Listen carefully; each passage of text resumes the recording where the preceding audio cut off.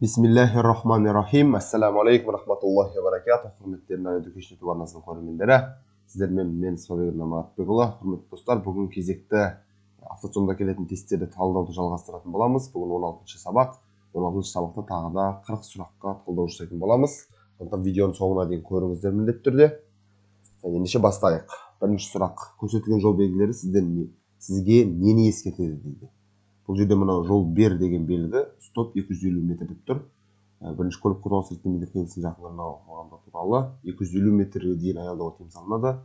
2-5 аялдауға жүруге тыйым салынады, жол белгісі орнатылған қиылыстың жақын қалғаны туралы ескертеді дейді. Мына жерде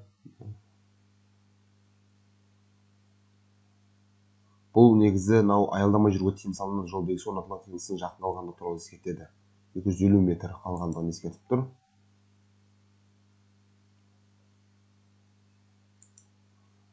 Қандай жол белгілері жеңіл автомобиль жүргізушілеріне солға бұрылуға тыйым салады дейді. Бұл жерде солға бұрылуға жеңіл автомобильге біріншісі тыйым салады. Және мынау үшіншісі шамасы. 1 мен 3 немесе 1 мен 4 деген жоқ. Бұл келмейді екен. Біріншісі тыйым салады. Өйткені мына көріп тұрғандарыңыздай тек маршруттық көлік құралдары ғана солға жүруге деп тұр. Жеңіл автомобиль жүргізушілер жүре алмайды. Мынау кері бұрылуға тыйым салады, бірақ солға бұрылуға тыйым салмайды бұл. Мына белгі кері бұрылуға болатын ақпараттық көрсеткіш. Бұл жерде қазір нақты белгісіздеу болып тұр. Келесіге өте берейік. Көрсетілген тігінен таңба. Бұл тоннельдердің көпір және жол құбырлары өту құрылымының төменгі шетін білдіреді. Міне осы жауап. Сізге жеңіл автокөлікпен көрсетілген жерде тоқтап тұруға рұқсат етіледі ме? Бұл жерде тыйым салынып тоқтап тұруға. Осы жағдайда сізге қандай бағыттар қозғалысыңызды жалғастыруға рұқсат етіледі? Бұл жерде тек оңға жүруге болады. Өйткені жерде көрсетіп қойған міне. Бағыт тек оңға, ары қарай жүруге болмайды. Осы жағдайда сізге қандай бағыттарда қозғалысыңызды жалғастыруға рұқсат етіледі дейді. Бұл жерде қандай бағытта? Бұл жерде тіке, солға және кері бағытта деген жауап дұрыс болу керек. Сізге оңға бұрыларда қандай траекториямен қозғалуға рұқсат етіледі? Бұл жерде қателеспесем 1 немесе 2 траекториямен қозғалуға рұқсат етіледі. Сізге осы қиылысқа кірерде бұру көрсеткішін қосуға міндеттісіз бе? Әлбетте. Қосуға міндеттіңіз бұл жерде. Сізге көпір үстінде жолаушы отырғызу тоқтауға рұқсат етіледі ме? Бұл жерде рұқсат етіледі. Өйткені көпірде 3 жүру жолағы бар, көріп тұрғандарыңыздай. Сізге осы жерге тоқтап тұруға рұқсат етіледі ме? Жоқ, бұл жерге тыйым салынады. Мына жағы 3 метр болғанда, мына жер 15 ақ метр болып тұр. Егер мына жағы 30 метр болғанда тоқтап тұруға рұқсат етіледі. Бұл жерде тыйым салынады. Сіз тура бағытта жүріп келе жатып кімге жол бересіз? Тура бағытта жүріп келе жатып біз трамвайға міндетті түрде жол береміз. Ал жүк автокөлігіне жол бермейміз, өйткені біз оған оң жақтан кедергі боламыз.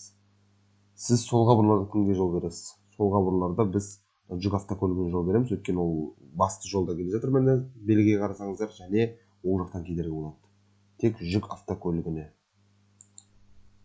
Рульдік басқару жұмыс істемейтін болып саналады, егер аз жылдамдықпен жүргізуде маневр жасауға мүмкіндік болмаса.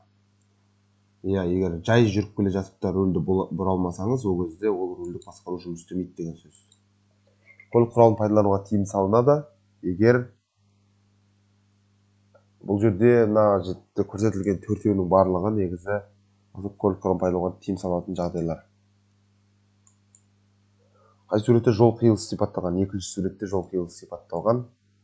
Маневр жасау бұл қозғалыстың аялдамадан басталуы, аялдау, бұрылу, орын ауыстыру секілді іс-әрекеттер. Бұл жерде екеуі де ереже бұзды, өйткені 3,5 тоннадан артық жүкпен келе жатыр, және мына жерде 40 км сағатына жылдамдықтан аз келе жатыр қатарда. Бұдан екеуі де ереже бұзды.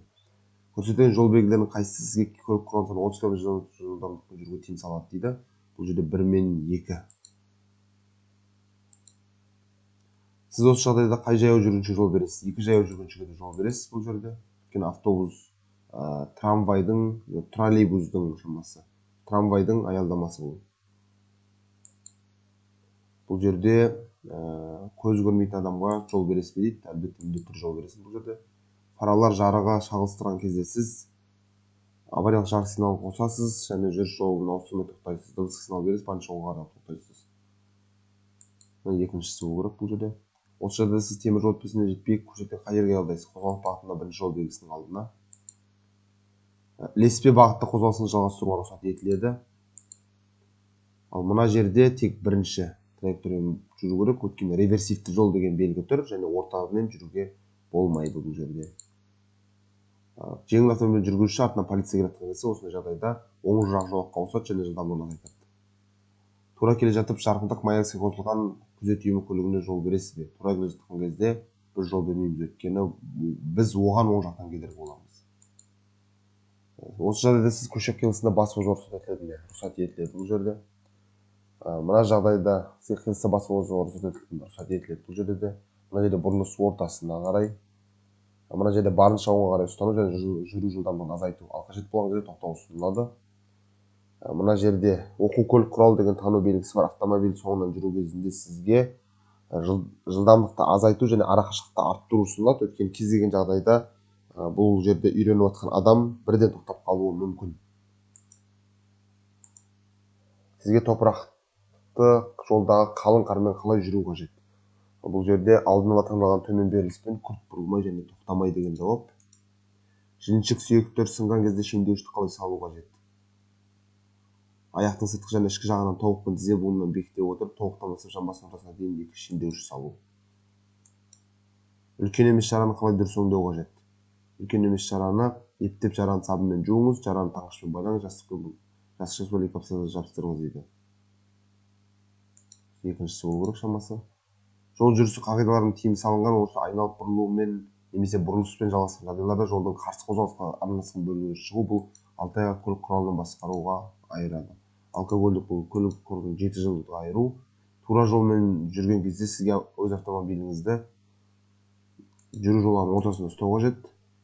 Мына жерде сізге елді мекеннен тыс жерде жүрген кезде 3,5 тоннадан аспайтын жүк автокөлігімен ең жоғары жылдамдық сағатына 90 км жүруге болады. Тіркемемен жүру кезінде жеңіл автомобиль тежегіш жолының ұзындығы артады. Егер жүргізіп үйрену жолдарда жүзеге асырылса, механикалық көлік құралдарында жолаушылардың болуына рұқсат етіледі ме? Үйрену жолдарында болса, егер рұқсат етіледі. Және соңғысы қандай жол белгілері жеңіл автомобиль жүргізушілеріне солға бұруға тыйым салады дейді. Бұл жерде бірінші және шамасы 2,3 негізі үшіншісі болу керек. Соны белгілеп көрейік. Бисмилля. Тест сдан. Тамаша нәтиже, достар, қараңыздар. 39 балл жинадық. Өте керемет, өте керемет. Тек біреуінен ғана қате кеткен екенбіз, және ол соңғысы болды. Мына жерде механикалық көлік құралдарында жолаушылардың болуына рұқсат етілмейді екен. Тіпті автодромда да, яғни үйрену жолдарында тұр, жүргізіп үйрену жолдарда.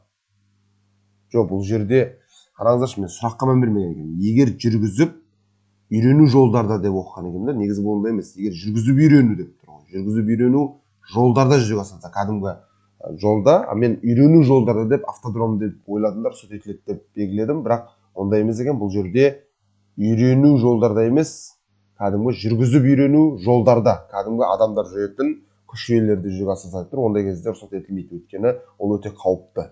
Ал қалғандардың бәрі өте дұрыс көріп тұрсыздар. Бірінші дұрыс, екінші дұрыс, үшінші дұрыс, төртінші дұрыс, бесінші дұрыс, алтыншы дұрыс, жетінші дұрыс, сегізінші дұрыс, тоғызыншы дұрыс, оныншы дұрыс, 11 дұрыс, 12 дұрыс, 13 дұрыс, 14 дұрыс, 15 дұрыс, 16 дұрыс, 17 дұрыс, 18 дұрыс, 19 дұрыс, 20 дұрыс, 21, 22 дұрыс, 23 дұрыс, 24 дұрыс, 25, 26, 27, 28, 29, 30, 31, 32, 33, 34, 35, 36, 37, 38, 39.